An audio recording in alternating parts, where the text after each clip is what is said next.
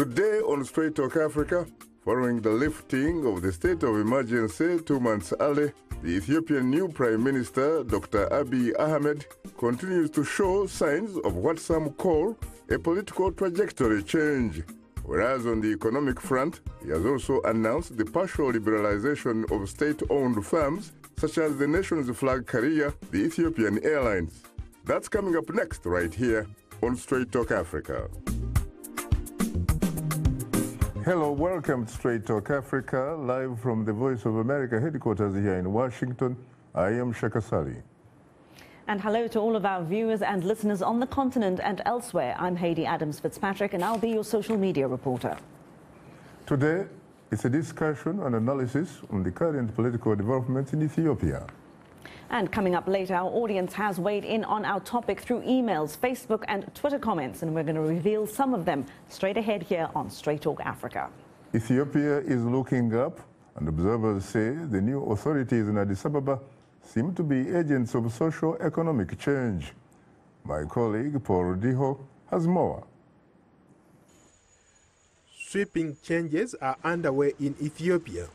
New Prime Minister Abiy Ahmed is rapidly putting forward long overdue reforms in the Horn of African nation of over 100 million people, arguably Africa's second most populous country.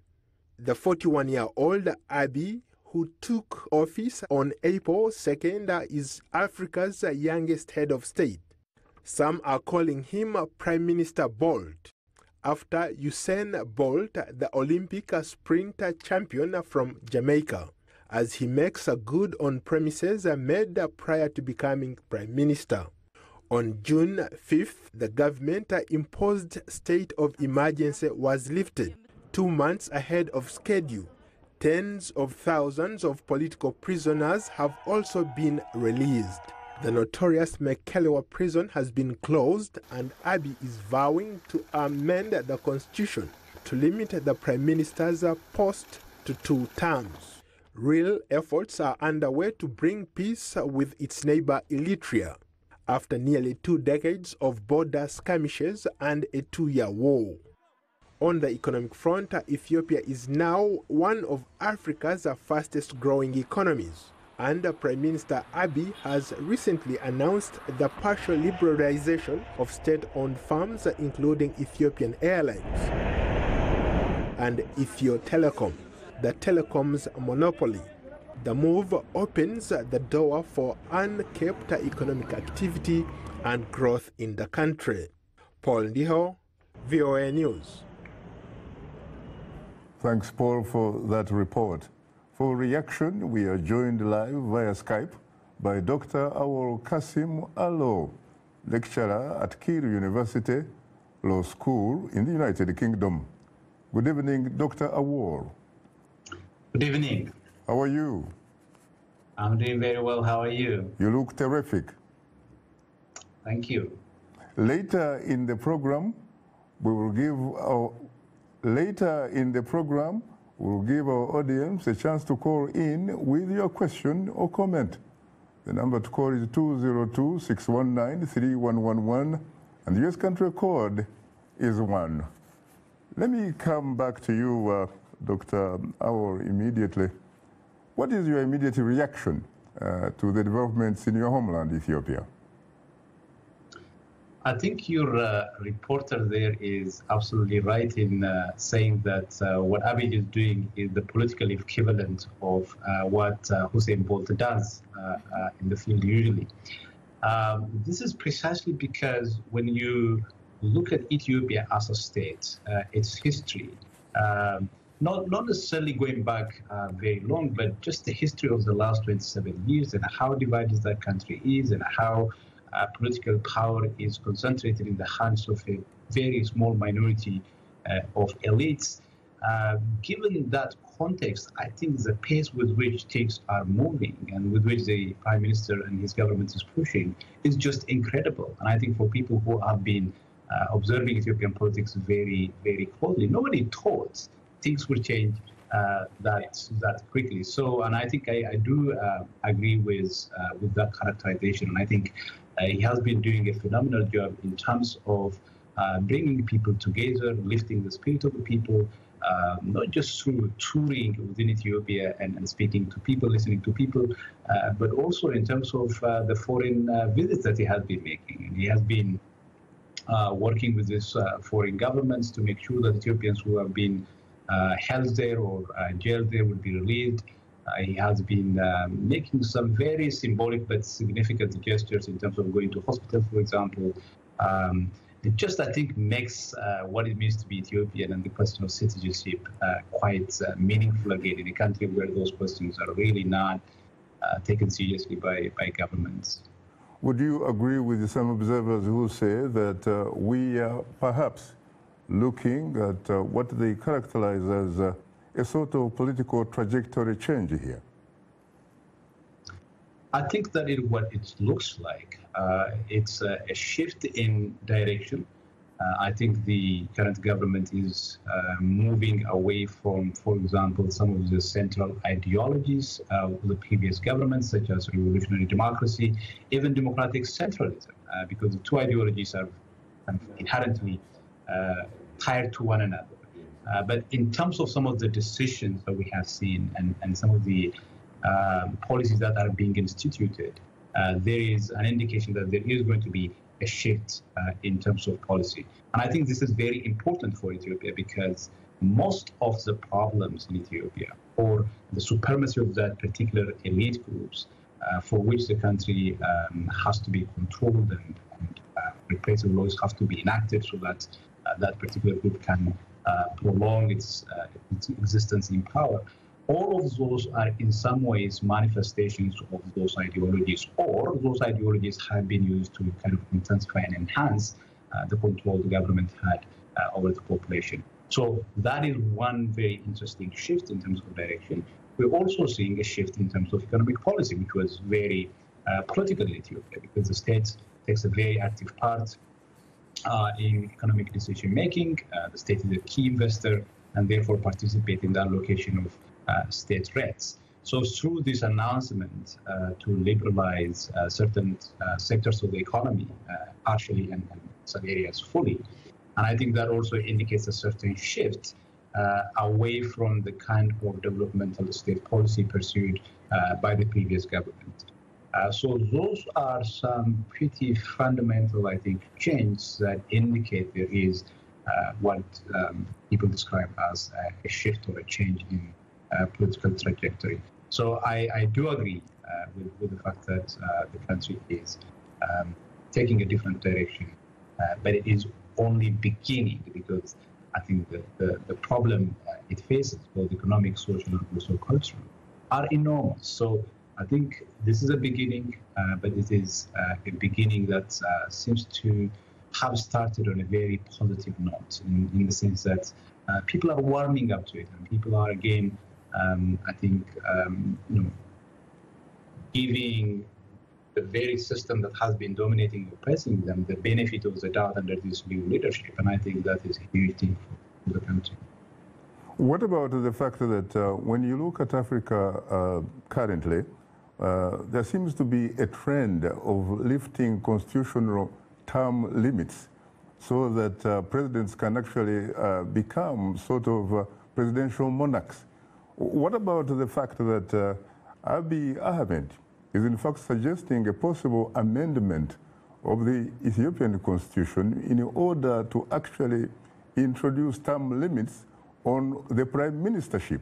Normally, of course, you don't expect parliamentary systems to have term limits. Exactly. It is not consistent with parliamentary conventions to have a term limit on the head of the executive, which is the prime minister. And I think it is interesting. I mean, it is very much part of both symbolic and concrete steps that he has been taking in terms of redefining public authority and leadership in that country. So whether they will do that or not is a different. These same individuals who have been in power, in some ways knew what was going on for a very long time. I think that really shows that there is something changing at the societal level in Ethiopia to which the leadership is responding. So I think the fact that there is that synergy that started actually long before Abiy became a prime minister, when the Oromo People's Democratic Organization, OPDO, embraced the demands of the protesters and began to started to stand with protesters. So there is really something interesting that has changed here socially as well. And the fact that the leadership is responding to it in the way Abiy and his team did. And I think that is very encouraging. And maybe Ethiopia will be, I think, this shining example, hopefully, of democracy and human rights for the continent. You know, we're looking at the same party, really. We're looking at the Ethiopian People's Revolutionary Democratic Front. And yet, you have a situation here where the new prime minister seems really to be very uniquely gifted in the sense that he's able, for example, to do the sort of things that his predecessor couldn't do. What makes this particular one tick, really? What makes him tick? I think there are a number of factors here, and I think it's important to understand what this coalition called EPRDF is. It's not a coalition of equal parties or equal partners. TPLF created EPRDF in 1989, shortly before assuming state power. And they created EPRDF out of former prisoners of war. There are some independent individuals, some movement that already existed before, but EPRDF is the idea of TPLF, and it's mainly put together out of individuals that had no autonomy, that had no independence. And these are not parties, except TPLF. They are not parties that are born out of the struggle of the respective community they represent.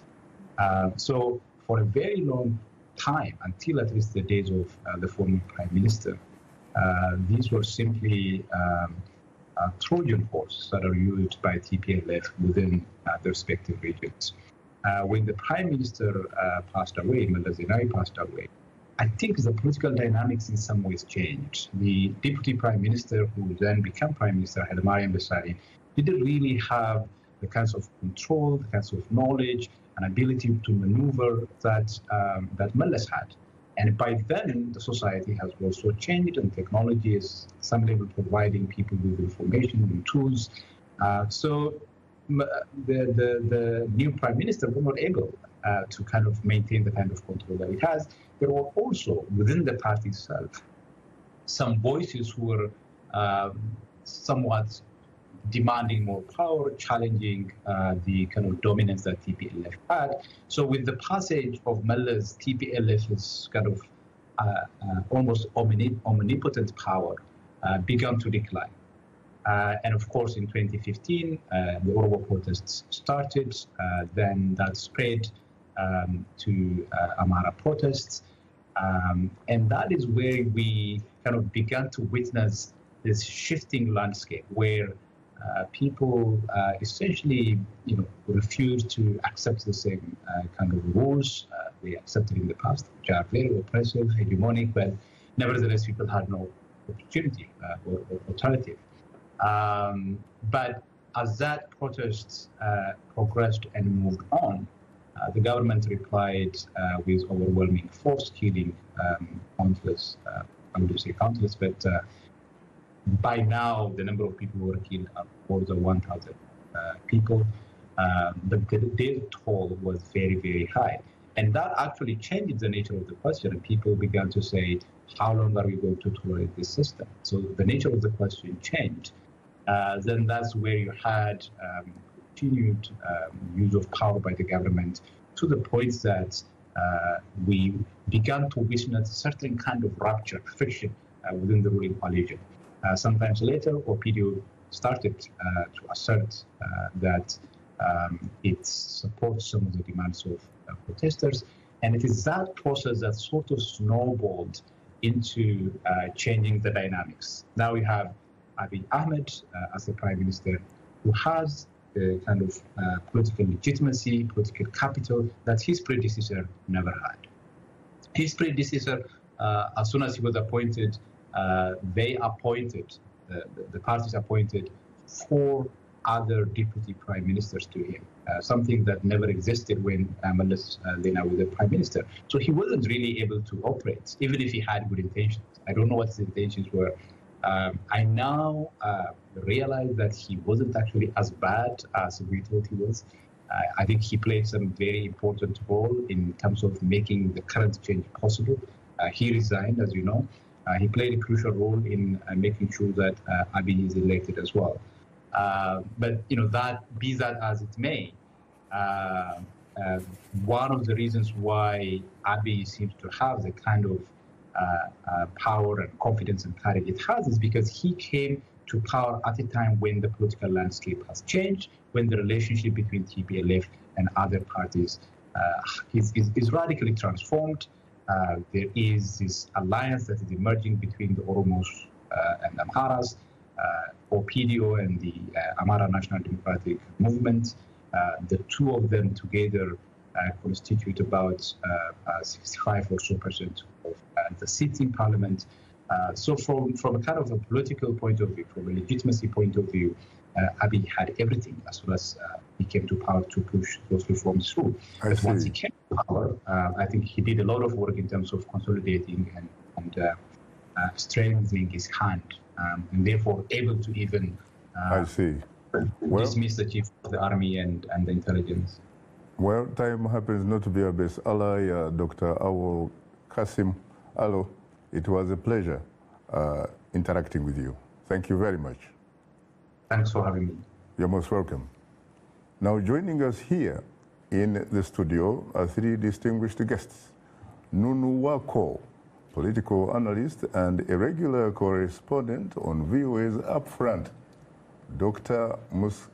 Musmaku Aslat, former senior diplomatic official at the Ethiopian Foreign Ministry. And last but not least, King Solomon himself, Solomon Abate, Gabriel Maliam, a VOA Horn of Africa reporter. We reached out to Ethiopian government officials to participate in today's program, but due to circumstances beyond their control, they were not able to do so. Well, I have to come to you and say I am profoundly honored and exceedingly humbled to have the opportunity to hold the 3 of you on Straight Talk Africa. Thank you. You're most welcome. Let me come to you, Nunu Wako. You know, in Kiswahili, Wako means yours. Does that mean that you belong to Straight Talk Africa now? I do today.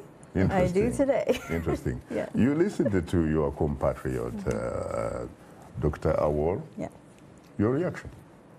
You know, I 100% agree with his assessment of what is going on in Ethiopia right now. But I think I would be remiss if I don't mention the pressure that was also put on the Ethiopian government from the diaspora community and all of the exiled political figures who put pressure not just on the government externally, but also the donor nations that were supporting a very repressive, aggressive, and brutal government on its own society.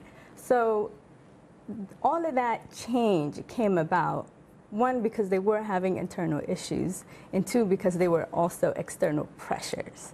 And I think with Prime Minister Ahmed, things are definitely shifting. He's definitely what you call, the sore thumb that sticks out. Although he came up within the TPLF and EPRD system, we are witnessing that he is a different set of mind. He has a bigger picture. He believes in a society that he's going to lead. He's the first leader in Ethiopia's history who traveled the country to just hear his own society. What is your grievances? What can we do? What is not working?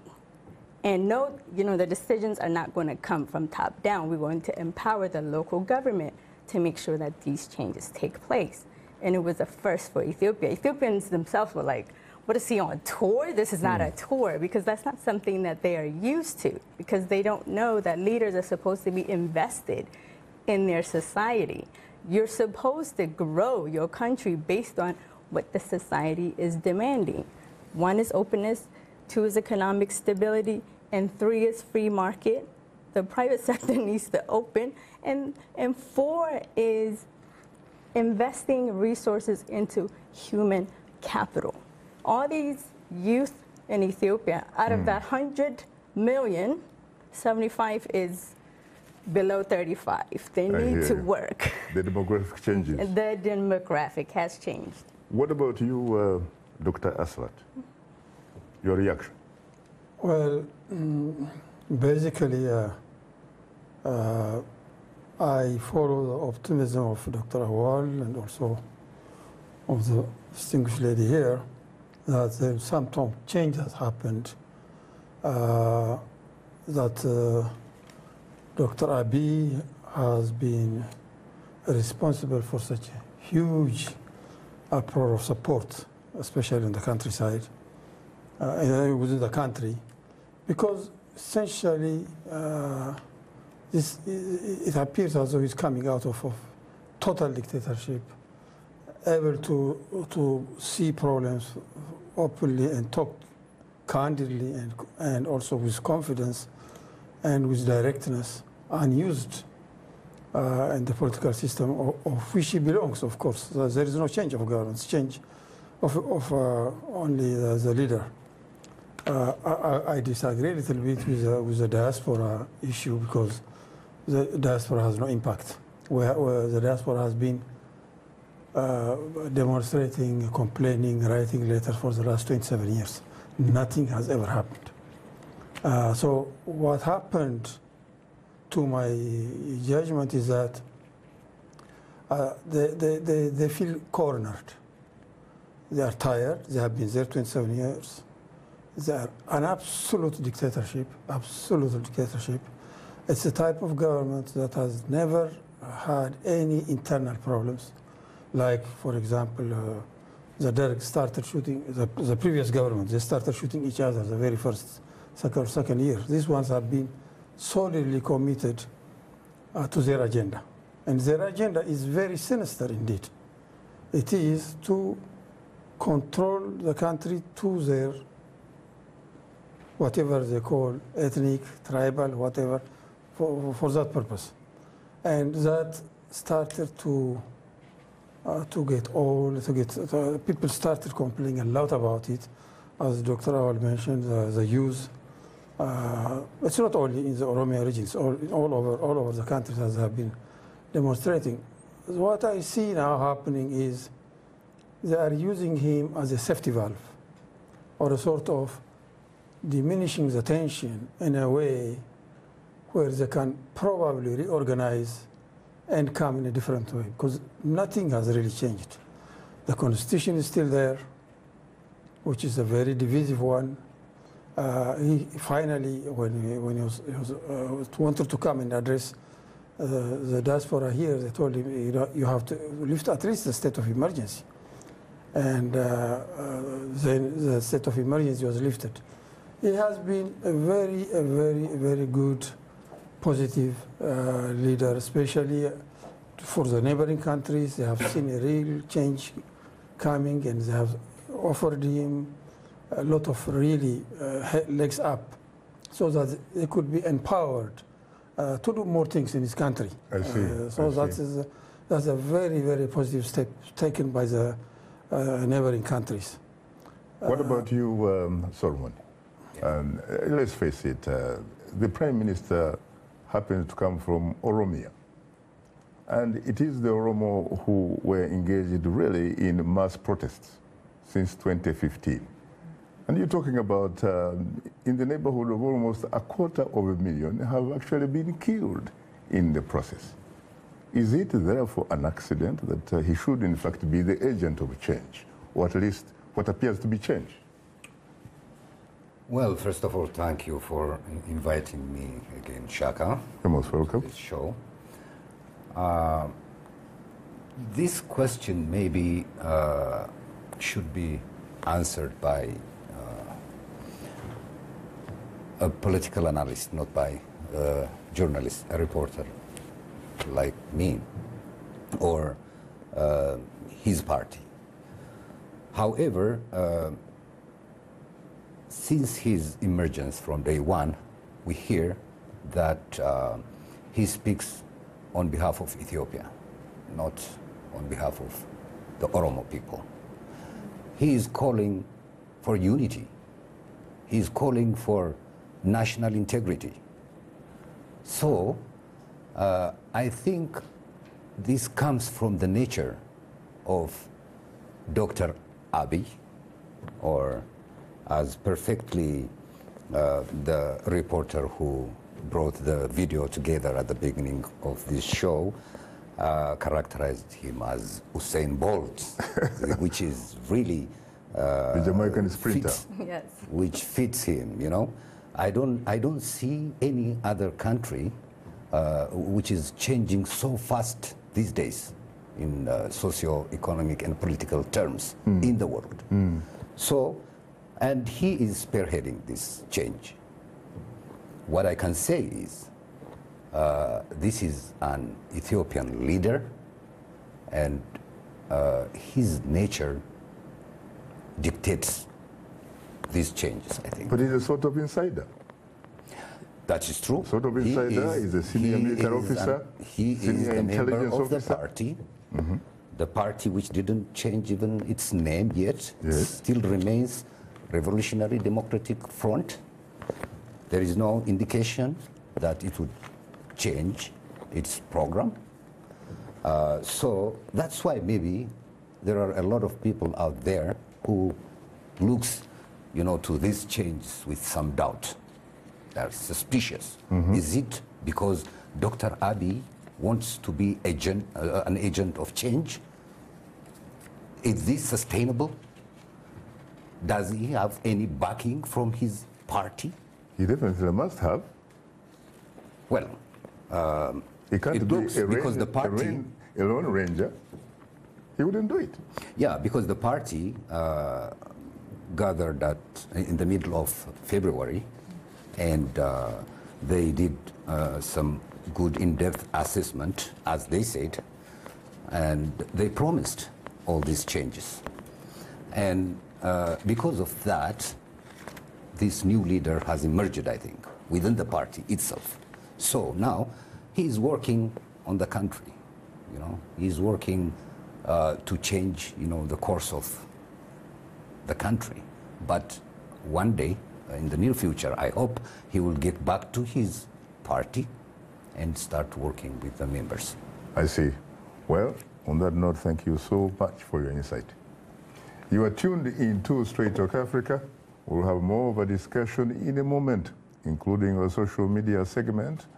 We want to remind you that Straight Talk Africa is now streaming live on Facebook. To watch our show, just enter the keyword Straight Talk Africa, and don't forget to share it with your friends. We are on Twitter, and we are tweeting live. Follow us at VOA Shaka, that's VOA Shaka, and join in on today's discussion with your questions and comments. Don't forget to use the hashtag VOA Ethiopia Politics, and we'll air some of your comments later in the show. We'll be right back with you, so please don't go away, because we'll be right back with you. We are able to touch on things that are important to people on an everyday basis. We hope that our viewers are getting inspired when they watch our show. They're getting a view of the world from a different perspective, things that perhaps are not in their immediate vicinity. Today, I could put in on the show something that is a little different, a little unique, and this gives me that, inspiration to come to work. This is Straight Talk Africa on the Voice of America. What is your opinion about today's topic? Call us at 202-619-3111. U.S. country code 1. When you call, remember the following. Ask only one question. Keep your comment brief and turn down the volume on your radio or television. Now let's return to Straight Talk Africa. Most welcome, of course, Esther Gizu, you and of course this is Straight Talk Africa, live from Washington. It's time to bring in our social media reporter, Heidi Adams Fitzpatrick. Take it away, Heidi. Thank you very much, Shaka. We've received great social media feedback this week. Ethiopia's parliament approved the government's decision to lift a 6-month state of emergency 2 months earlier than planned. The government imposed the emergency rule in February in an effort to curb widespread anti-government protests sparked by planned development plans for Addis Ababa. This leads us to our question of the week, in which we asked, how do you feel about Prime Minister Abiy Ahmed's early reforms, and do you believe he is the right person to move the country forward? We'll start things off here with a tweet from Ruthie, who says, you cannot choose a better person. Most Ethiopians feel good about him, even when they are not happy about some of his moves. But hey, we are not used to this sort of sensible leadership, all in less than 3 months. May it continue. We have another tweet from Frederick Mwaka from Dar es Salaam in Tanzania, who says, Ethiopia's Prime Minister is taking the right step at the right time, and I believe these steps will promote unity among Ethiopians and Eritreans. And now to our social media comment of the week from Facebook fan Manika Chele from Panda, Tanzania, who writes, it's too soon to say if Prime Minister Abiy is the right person. In Africa, we have a countless number of unreliable leaders. That's why the Ibrahim Prize for Achievement in African Leadership, for example, is not often given to African leaders who are in power. How can you award someone a prize if tomorrow they will be mercilessly menacing their own people? Africa is not becoming hopeless. It has always been hopeless. And let's go to another comment from a Facebook fan, Vincent Atuma from Asaba, Nigeria, who says, the people of Ethiopia have given Prime Minister Abiy their mandate. Whether or not he is the right person will be determined by his level of performance. He looks promising, but only time will tell. And our last Facebook comment comes from William Kokulu from Monrovia, Liberia, who writes, predicting his future at this early point is something to look at critically. I hope and pray that he is honest and direct in addressing the issues the country is facing. And a reminder for you that we do appreciate all of your feedback. If you are a new fan, do drop us a line at africatv@voanews.com, and you can comment on our Facebook page. Just enter these keywords, Straight Talk Africa, and be sure to visit us online at voaafrica.com. You can also join our YouTube channel. Just sign up to VOA TV2 Africa, and do follow us on Twitter at VOA Shaka. Straight Talk Africa also streams live every Wednesday on Facebook, or you can simply go to VOA's Straight Talk Africa TV program page. That is on our website. And you can watch us live on your mobile device. Download the VOA mobile app. Now let's take a look at what is ahead for next week's show.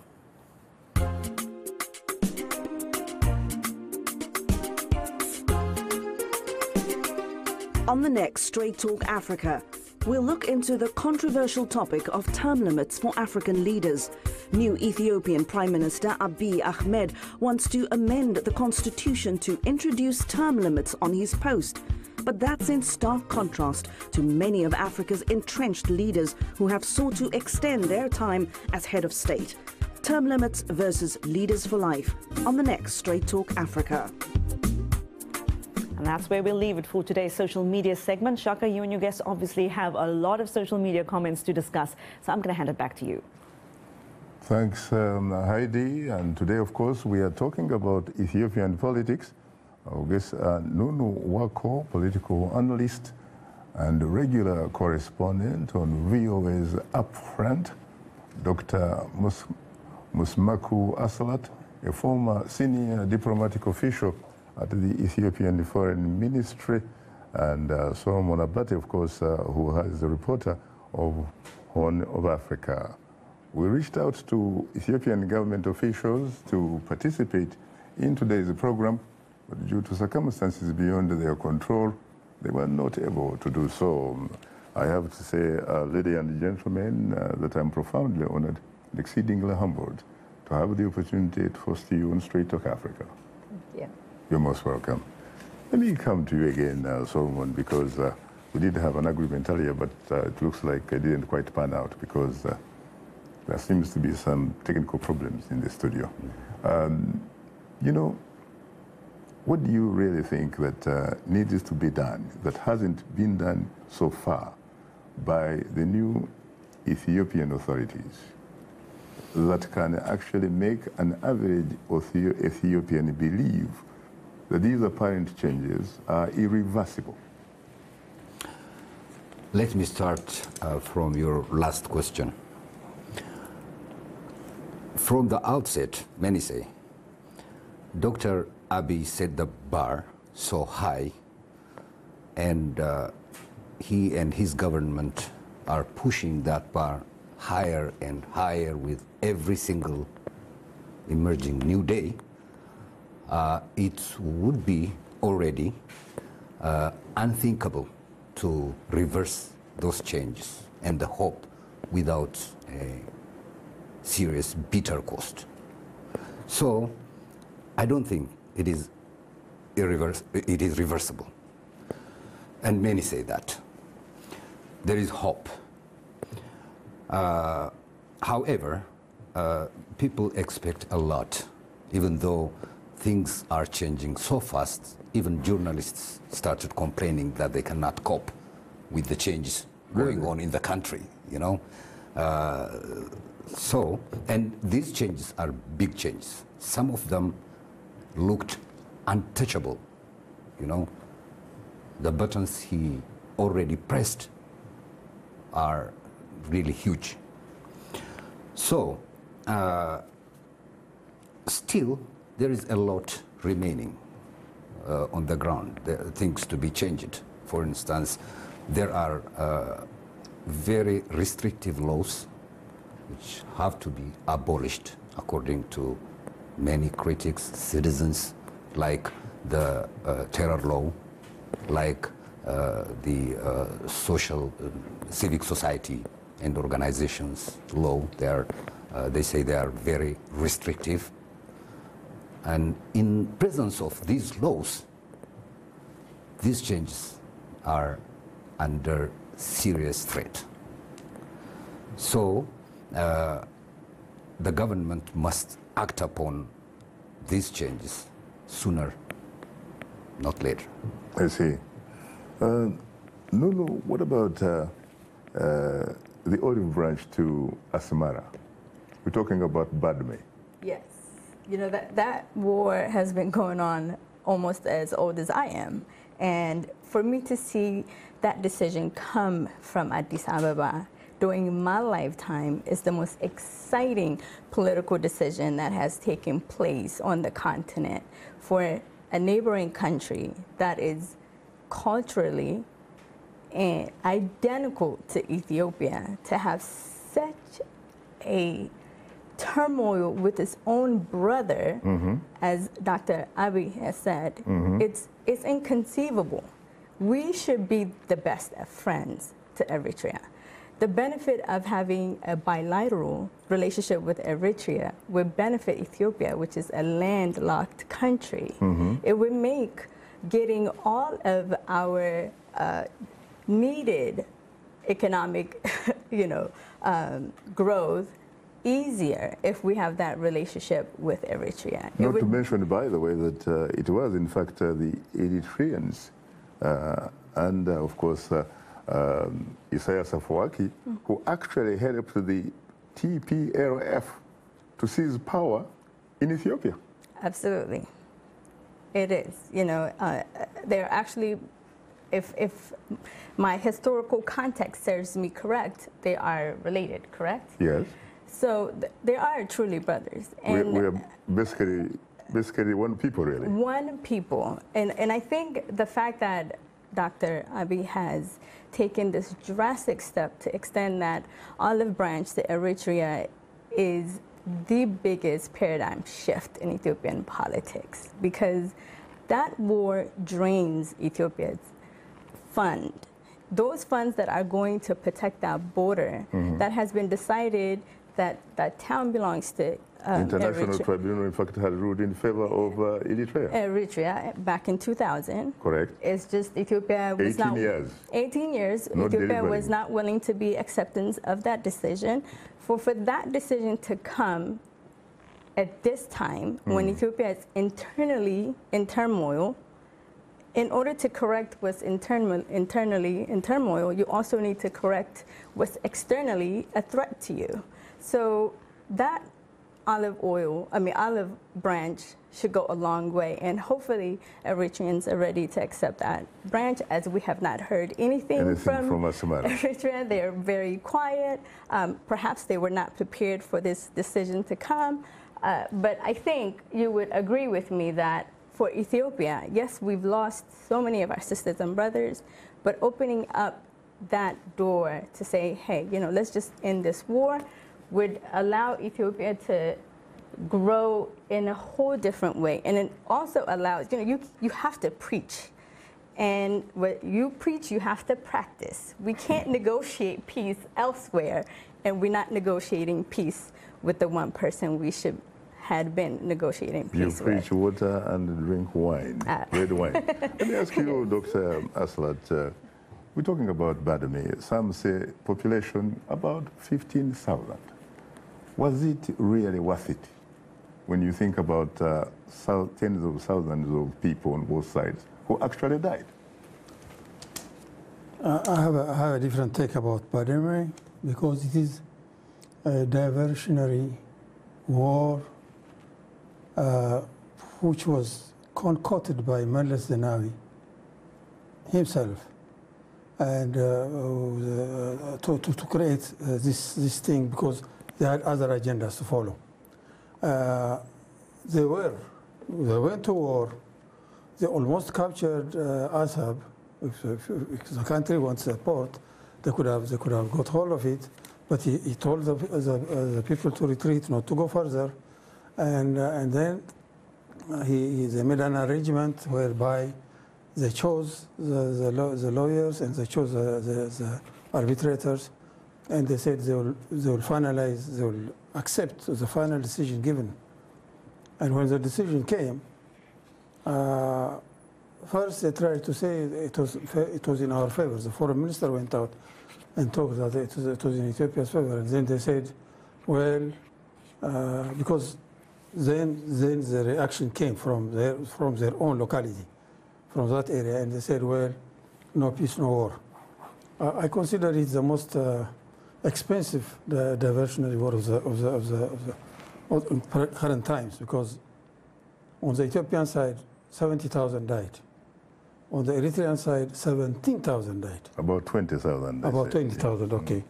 I compare this to a very famous and a very, where no loss of life, diversionary conflict has been made. It's the 18th century, the Fashoda incident.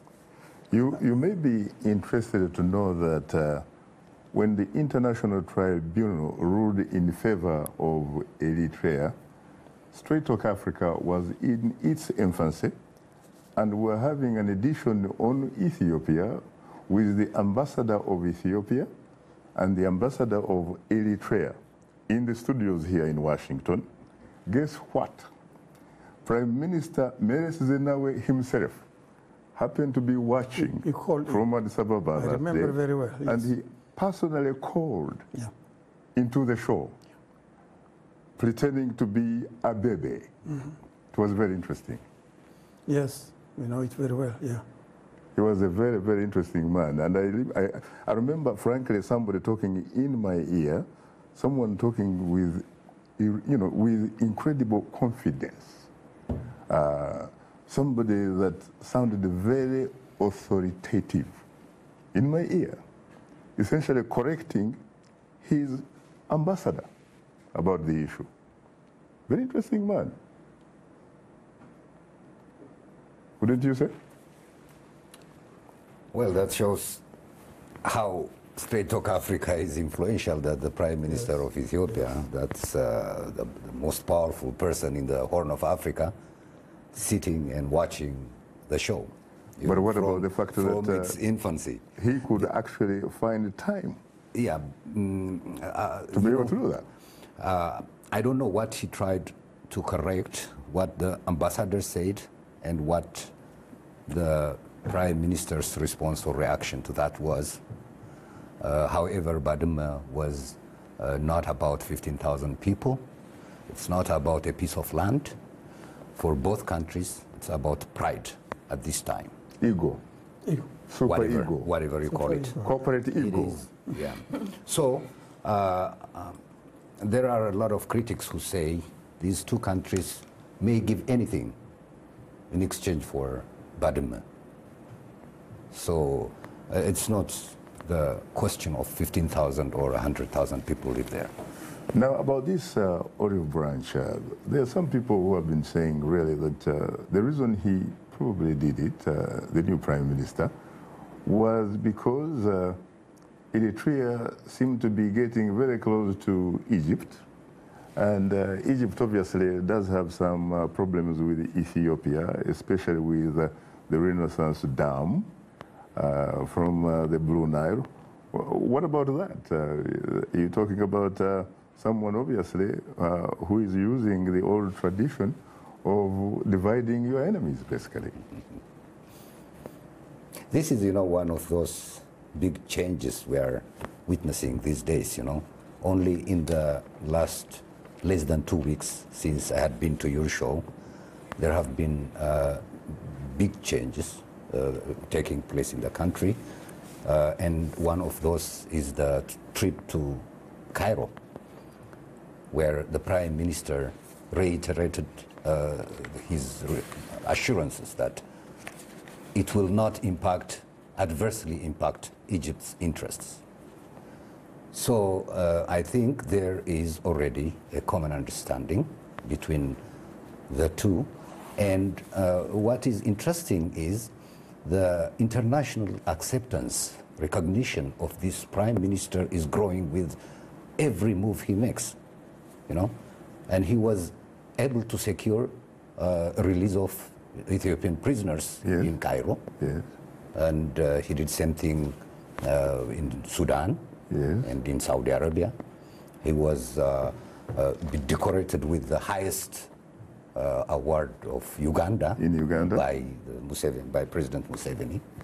So these are, changes that returning the respect for Ethiopia, international respect for Ethiopia, and that would help accomplish its mission, its targets, for economic development, for infrastructure construction and building.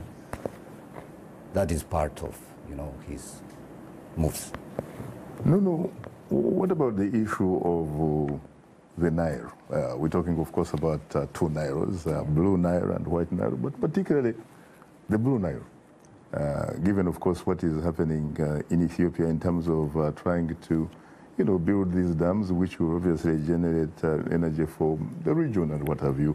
What about this agreement of 1929, which was signed between the British and the Egyptians? And Egypt happens to have veto power about the usage of the Nile, even though the Nile does not actually, the last time I checked, originate from Egypt. So the Nile originates from 2 different countries, plus other rivers from Rwanda, Chad, and so on. That Burundi might come way in and what have you. That dump into whether it's the White Nile or the Blue Nile. But the Blue Nile is the highest contributor to the Nile River at 75%. Correct. And the Blue Nile not only contributes water, but it also wipes out Ethiopia's fertile soil and dumps it into Egypt. And for an agreement to be signed between Egypt and British over an uncolonized country's property, that is a violation of a sovereign nation. How can one sit at a table and determine what Ethiopia can and cannot do with a resource that actually originates Any particular in Ethiopia? reason why Ethiopia was not, in fact, at that meeting? Because let's face it, the other countries were still under colonialism. Exactly. But Ethiopia was not a colony of anybody. Maybe that has a lot to do with it, the fact that they knew they couldn't come, they knew they couldn't conquer Ethiopia. We might be internally at each other's throat, but when it comes to the interest and the security and the resource of Ethiopia, Ethiopians are one. There's no division there. And yes, I do agree, even though this is an allegation that Eritrea and Egypt were becoming too close, where it became a security threat to Ethiopia, especially with the building of this huge dam on the mouth of the Abiy River. Of course, Ethiopia is going to do whatever it takes to mend that relationship with Egypt. Egypt will receive the amount of water it needs to cultivate its agricultural grounds, but Ethiopia has the right to do whatever Ethiopia wants with that water. I hear you. Let's go to the lifeline. Let's go to the lifeline of the show before we come to you. The lifeline of the show, because there is a gentleman by the name Sahai who apparently is on the line, trying to ask you some questions. Good afternoon, Sahai. You are welcome to Straight Talk Africa.